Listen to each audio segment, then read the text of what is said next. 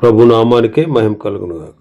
కూడి వచ్చిన మీ అందరికీ, కర్మిల ఆత్మీయ సహవాస సంఘ విశ్వాసులందరికీ మన ప్రభువును ఆయన ప్రియ కుమారుడునైన యేసుక్రీస్తు వారి శ్రేష్టమైన నామలో శుభములు మరియు అందరికీ వందనాలు. యెహెజ్కేలు గ్రంథం 36వ అధ్యాయాన్ని మనం ధ్యానం చేసుకుందాం. యెహెజ్కేలు గ్రంథం 36వ అధ్యాయం. ఈ అధ్యాయంలో ముఖ్యమైన అంశం ఏంటంటే ఇశ్రాయేలీల పర్వతములు ఆశీర్వదించబడుట. ఇశ్రాయేలీల పర్వతములు ఆశీర్వదించబడుట.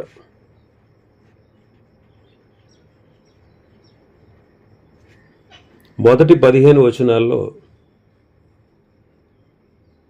ఈ మాటలు రాయబడ్డాయి.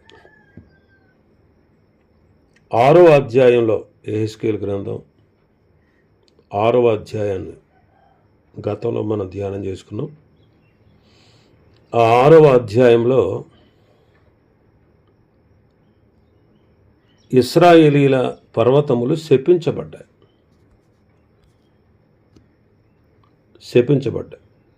6వ అధ్యాయం యెహెజ్కేలు గ్రంథం. యెహోవా వాక్కు నాకు ప్రత్యక్షమయ్యేలాగు సెలవిచ్చాను. నరపుత్రుడా, ఇశ్రాయేలుల పర్వతముల తట్టు చూచి వాటి విషయమై ఈ మాటలు ప్రకటించుము. ఇశ్రాయేలుల పర్వతములారా, ప్రభువైన యెహోవా మాట ఆలకించుడి. పర్వతములతోనూ కొండలతోనూ వాగులతోనూ లోయలతోనూ ప్రభువైన యెహోవా ఇలాగు సెలవిచ్చుచున్నాడు. ఇదిగో, నేను నిజముగా మీ మీదకి ఖడ్గమును రప్పించి మీ ఉన్నత స్థలములను నాశనము చేసేదను. మీ బలిపీఠములు పాడైపోవును. సూర్యదేవతకు మీరు నిలిపిన స్తంభములు చిన్నాభిన్నములవును. మీ బొమ్మల ఎదుట మీ జనులను నేను హతము చేసేదను. ఇశ్రాయేలు కళేబరములను వారి బొమ్మల ఎదుట పడవేసి మీ ఎముకలను మీ బలిపీఠముల చుట్టూ పారవేయదును. నేనే యెహోవానై ఉన్నానని మీరు తెలుసుకున్నట్లు మీ బలిపీఠములు విడువబడి పాడైపోవును. మీ విగ్రహములు చిన్నాభిన్నములవును. సూర్యదేవతకు మీరు నిలిపిన స్తంభములు పడగొట్టబడును. మీ పనులు నాశనమగును. మీ నివాస స్థలములన్నిటిలోనున్న మీ పట్టణములు పాడైపోవును. మీ ఉన్నత స్థలములు విడవబడును. మీ జనులు హతులై కూలుదురు. అయినను మీరు ఆయా దేశంలో చెదరిపోయినప్పుడు ఖడ్గమును తప్పించుకుని కొందరని నేను మీలో శాసముగా అన్ని జనుల మధ్య ఉండనిచ్చేదను. మరియు నన్ను విసర్జించిన వారి విశ్వాసఘాతకమైన వ్యభిచార మనస్సును, విగ్రహములు అనుసరించిన వ్యభిచార దృష్టిని నేను మార్చి నా తట్టు తిరగజేయగా, చెరపట్టబడిన వారే శేషించిన వారు అన్ని జనుల మధ్య నన్ను జ్ఞాపకం చేసుకుని తాము అనుసరించిన హేయకృత్యములన్నిటిని బట్టి తాము చేసిన దుష్క్రియలను కనుగొని తమ్మును తామే అసహించుకొనుచు నేను యెహోవానై ఉన్నానని వారు తెలుసుకుందరు. ఈ కీడు వారికి చేసేదనని నేను చెప్పిన మాట వ్యర్థము కాదు. ప్రభువైన యెహోవా సెలవిచ్చినదేమనగా, నీ చేతులు చరిచి నేల తన్ని ఇశ్రాయేలుల దుష్టమైన హేయకృత్యములను బట్టి అయ్యో అని అంగలార్చుము. ఖడ్గము చేతను, క్షామము చేతను, తెగులు చేతను వారు కూలుదురు. దూరమునున్నవారు తెగులు చేత చత్తురు, దగ్గరనున్నవారు ఖడ్గము చేత కూలుదురు. శేషించి ముట్టడి వేయబడిన వారు క్షామము చేత చత్తురు.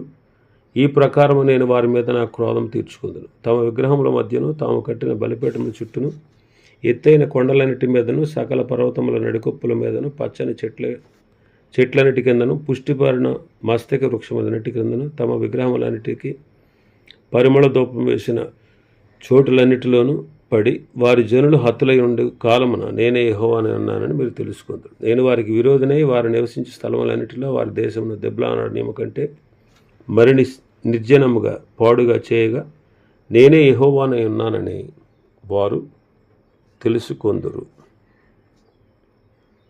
6వ అధ్యాయంలో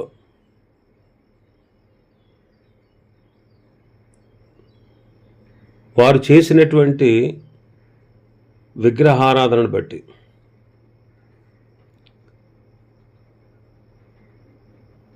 వాటిపై ఉంచబడినటువంటి ఉన్నత స్థలాలను బట్టి విగ్రహారాధన జరిపించుటను బట్టి అవి నాశనమవుతాయి అని ప్రవక్త ప్రవచించాడు. ముందు కనబడినట్లు కాకుండా ఆ పర్వతములు శేషించిన అన్యజనుల చేతిలో నుండి అనగా అరబీయులు, అమ్మోనీయులు, అష్టోదీయుల చేతిలో నుండి, మరి ముఖ్యంగా ఎదోమీయుల చేతిలో నుండి విడిపించబడి మిక్కిలి ఫలభరితంగా చేయబడతాయి అని ఈ మొదటి 15 వచనాల్లో ప్రవచించారు. మొదటి వచనం, ఇశ్రాయేలీయుల పర్వతములారా యెహోవా మాట ఆలకించుడి. మరియు నరపుత్రుడా, నీవు ఇశ్రాయేలు పర్వతములకు ఈ మాట ప్రవచింపు. ఇశ్రాయేలు పర్వతములారా యెహోవా మాట ఆలకించుడి. దేవుడు వేటితోనైనా సరే మాట్లాడగలడు. యెషయా గ్రంథం 1వ అధ్యాయంలో చదువుతాం. 1వ అధ్యాయం మొదటి 2 వచనాలు చదివితే 2వ వచనం, యెహోవా మాట్లాడుచున్నాడు, ఆకాశమా ఆలకించుము, భూమి చెవియొగ్గుము. నేను పిల్లలను పెంచి గొప్పవారినిగా చేసి తిని వారు నా మీద తిరగబడి ఉన్నారు. అలాగూ 1వ అధ్యాయంలో ఆకాశముతో భూమితో మాట్లాడతారు. ప్రభు ఈ లోకంలో ఉన్నప్పుడు, శరీరధారిగా మానవుల మధ్య ఉన్నప్పుడు ఆయన గాలిని గద్దించాడు. గాలిని సముద్రాన్ని నిశ్శబ్దమై ఊరుకోండి అని చెప్పినప్పుడు గాలి అణిగింది, సముద్రం మిక్కిలి నిమ్మళమైంది. ఇక్కడ ప్రభు పర్వతములతో మాట్లాడుతున్నాడు. ఒకప్పుడు శపించబడి శత్రువులకు స్వాధీనమైన పర్వతాలు ఇప్పుడు ఇశ్రాయేలులకు స్వాధీనం అవుతాయి, ఫలభరితముగా ఉంటాయి అని చెబుతున్నారు. ఈ ప్రవచనం ప్రవచించిన తర్వాత 50 సంవత్సరాలకి జరిగింది ఈ ప్రవచన నెరవేర్పు. 50 సంవత్సరాలు. ప్రభువైన యెహోవా సెలవిచ్చినదేమనగా, ఏమంటున్నాడు ఆయన? ప్రాచీనములైన ఉన్నత స్థలములు మా స్వాస్థ్యములైనవని మిమ్మును గురించి శత్రువులు చెప్పుకున్నారు. ఇశ్రాయేలు యొక్క అవిధేయతను బట్టి దేవుడే శత్రువులకు ఆజ్ఞాపించాడు. గత అధ్యాయంలో 35వ అధ్యాయం 10 నుంచి మనం చూస్తే, యెహోవా అక్కడ ఉండినను ఆ 2 జనములను, ఆ 2 దేశములు, ఆ 2 జనములను, ఆ 2 దేశములు మనవే, మనము వాటిని స్వాధీనపరుచుకుందాం రండని నీవు అనుకుంటేవే. ఎవరు? ఎదోమీయులు అనుకున్నారు. మరి ఎందుకు వాళ్ళ స్వాధీనమైన ఈ పర్వతాలంటే, ఈ రాజ్యాలంటే వారి యొక్క అవిధేయతను బట్టే, వారి యొక్క అవిధేయతను బట్టి. అయితే శత్రువులు అలా అనుకోవట్లేదు. దేవుడు వారిని అప్పగించాడని వారు అనుకోవట్లేదు. మా బలము చేతే మేము వాటిని స్వాధీనపరుచుకున్నామని అతిశయపడి సంతోషిస్తూ ఉన్నారు. కాబట్టి వారు అతిశయించుటను బట్టి చిక్కుల్లో పడ్డారు. కాబట్టి ప్రభు సెలవిచ్చేది ఏంటంటే, శేషించిన అన్ని జనులకు మీరు స్వాధీనమగినట్లుగా, మీరు అపహాస్యాస్పదమగినట్లుగా మీ శత్రువులు మిమ్మల్ని పట్టుకోనని ఆశించి పాడు చేశారంటున్నాడు. శేషించిన అన్ని జనులకు మీరు స్వాధీనమగినట్లుగా, నిందించు వారి చేత జనుల దృష్టికి మీరు అపహాస్యాస్పదమగినట్లుగా, నలుదిక్కులా మీ శత్రువులు మిమ్మల్ని పట్టుకోనని ఆశించి మిమ్మల్ని పాడు చేశారు. కాబట్టి ప్రభు ఏమంటున్నారు? 4వ వచనం, ఇశ్రాయేలు పర్వతములారా ప్రభువైన యెహోవా మాట ఆలకించుడి. ప్రభువైన యెహోవా ఇలాగూ సెలవిస్తున్నాడు, శేషించిన అన్ని జనులకు అపహాస్యాస్పదమై దోపుడు సొమ్ముగా విడబడిన పర్వతములతోనూ, కొండలతోనూ, వాగులతోనూ, లోయలతోనూ, పాడైన స్థలములతోనూ, నిర్జనమైన పట్టణములతోనూ ప్రభువైన యెహోవా సెలవిచ్చినదేమనగా, సంతుష్ట హృదయులై నా దేశమును హీనముగా చూచి దోపుడు సొమ్ముగా ఉండుటకై తమకు అది స్వాస్థ్యమని దానిని స్వాధీనపరుచుకున్న ఏదోమీయులందరిని బట్టి శేషించిన అన్ని జనులను బట్టి నా రోషాగ్నితో యథార్థముగా మాట ఇచ్చి ఉన్నాను. కాబట్టి ఇశ్రాయేల్ దేశమును గురించి ప్రవచనం ఎత్తి పర్వతములతోనూ కొండలతోనూ వాగులతోనూ లోయలతోనూ ఈ మాట తెలియజెప్పు. ప్రభువుని యెహోవా సెలవిచ్చినదేమనగా, మీరు అన్ని జనుల వలన అవమానం నొందితిరి గనుక రోషముతోనూ కోపంతోనూ నేను మాట ఇచ్చి ఉన్నాను. ప్రభువుని యెహోవా సెలవిచ్చినదేమనగా, మీ చుట్టూనున్న అన్ని జనులు అవమానము నొందుదురని నేను ప్రమాణము చేయుచున్నాను. మీరు అన్ని జనుల వల్ల అవమానం పొందారు కాబట్టి ప్రభువు రోషం తెచ్చుకుని కోపంతో మాట ఇస్తున్నాడు. ఏమని మాట ఇస్తున్నారు ఆయన? నీ చుట్టూనున్న అన్ని జనులు అవమానం పొందుతురు అని నేను ప్రమాణం చేస్తున్నానట.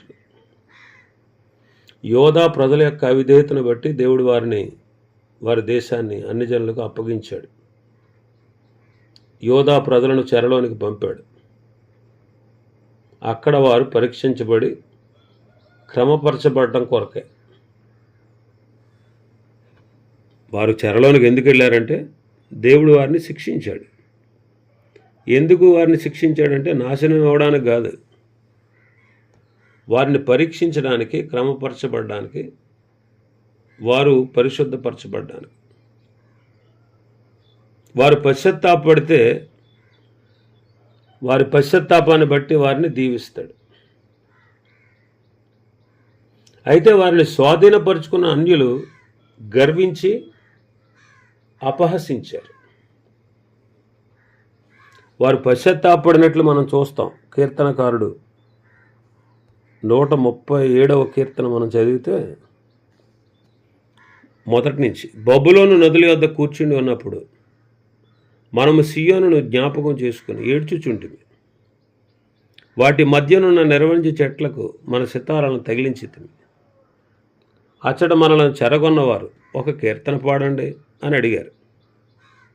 మనలను బాధించిన వారు సియోను కీర్తనలో ఒకదానిని మాకు వినిపించమని మన వలన ఉల్లాసము కోరారు. అన్యుల దేశంలో యెహోవా కీర్తనలు మనం ఎట్లు పాడుదు? యెరూషలేమా, నేను నిన్ను మరచిన ఎడల నా కుడి చేయి తన నేర్పును మరచునుగాక. నేను నిన్ను జ్ఞాపకము చేసుకొనని ఎడల నా ముఖ్య సంతోషం కంటే నేను యెరూషలేమును హెచ్చుగా ఎంచని ఎడల నా నాలుక నా అంగటిని అంటుకొనుగాక. యెహోవా, ఎదోము జనులు చేసినది జ్ఞాపకం చేసుకును. యెరూషలేము పాడైన దినమును జ్ఞాపకము తెచ్చుకొను. దానిని నాశనము చేయుడి, సొమ్ముల ధ్వంసము చేయుడని వారు చాటరు కదా. పాడు చేయబడబో బబులోను కుమారి, నీవు మాకు చేసిన క్రియలను బట్టి నీకు ప్రతీకారం చేయవాడు ధన్యుడు. ఇక్కడ బబులోను నదుల వద్ద కూర్చుని ఉన్నప్పుడు వారు ఏం జ్ఞాపకం చేసుకున్నారు? సియోనును జ్ఞాపకం చేసుకున్నారు. ఏడుస్తూ ఉన్నారు. ఏడుస్తున్నారంటే అర్థం ఏంటి? పశ్చాత్తాపడుతున్నారు. కాబట్టి పశ్చాత్తాపాన్ని బట్టి వారు పశ్చాత్తాపడినందున దేవుడు వారిని దీవించాడు. అయితే వారిని స్వాధీనపరుచుకున్న అన్యులు గర్వించి అపహసించారు. అయితే ప్రభు ఏమంటున్నాడు? చుట్టూనున్న అన్ని జనులారా, మీరు అవమానం పొందుదురని చెబుతున్నాడు. ఒకప్పుడు మనం కూడా సాతాను యొక్క ఆధీనంలో ఉన్నాం.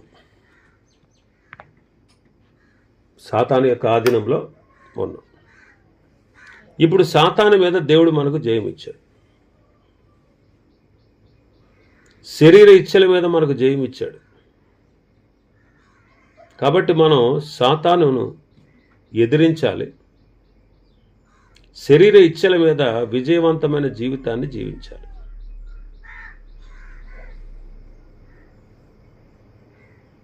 ఇశ్రాయేలు పర్వతములారా, మీరు కొంతకాలమునకు ఇశ్రాయేలున నా జనులు వచ్చెదరు, మీరు చిగురు పెట్టి వారి కొరకు ఫలములు ఫలిస్తారంటాడు 8వ వచనంలో. ఇశ్రాయేలు పర్వతములారా, ఇక కొంతకాలమునకు ఇశ్రాయేలుకు నా జనులు తిరిగి వస్తారు, మీరు చిగురు పెట్టి వారి కొరకు మీ ఫలాలు ఫలిస్తారు అంటాడు. ఈ అనుభవం దేవుడు ఆత్మీయంగా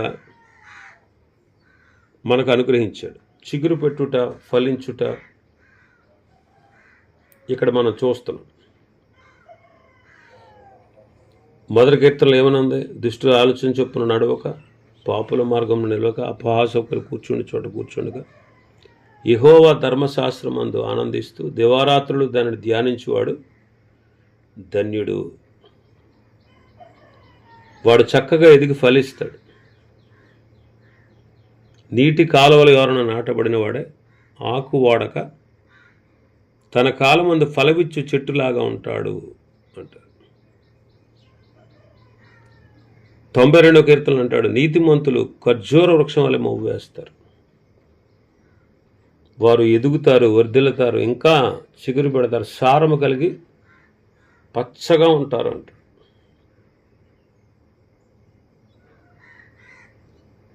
లోకాసు వార్త 8వ అధ్యాయంలో మనం చదువుతాం, యోగ్యమైన మంచి మనస్సుతో దేవుని వాక్యాన్ని విని దాన్ని అవలంబించి ఓపికతో ఫలించేవారు అంటాడు. కాబట్టి మనం ఫలించాలి. ఇంకా 9వ వచనంలో చూస్తే, నేను మీ పక్షమున ఉన్నాను, నేను మీ తట్టు తిరగగా మీరు దున్నబడి విత్తబడుదురు అంటాడు. నేను మీ పక్షమున ఉన్నాను. దేవుడు మన పక్షము నుండి మనకు సమస్తమును అనుగ్రహించేవాడు.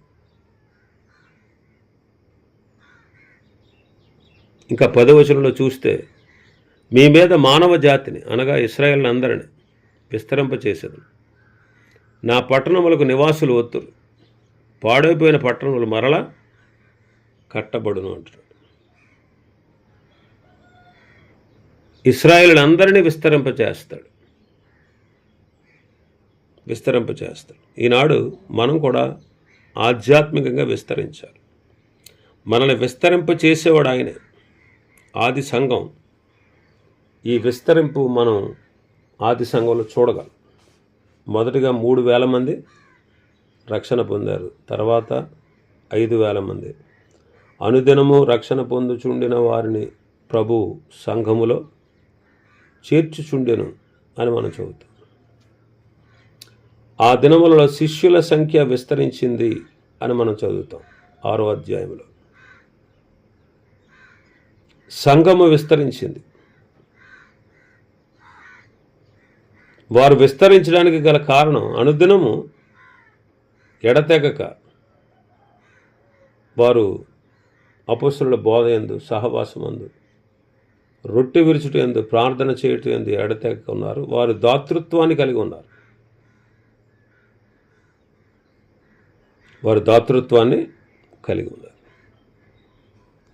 ఇంకా 10వ వచనంలో మనం చూస్తాం, వారు కట్టబడతారు, పాడైపోయిన పట్టణములు మరలా కట్టబడతారు. కాబట్టి ఇశ్రాయేలీలు జీవితంలో వాళ్ళు కట్టబడ్డారు, అభివృద్ధి చెందారు. మరి విశేషంగా మెస్సయ్య వచ్చినప్పుడు, ఆయన రాజ్య పరిపాలన చేయనప్పుడు ఇది అత్యధికంగా జరుగుతుంది.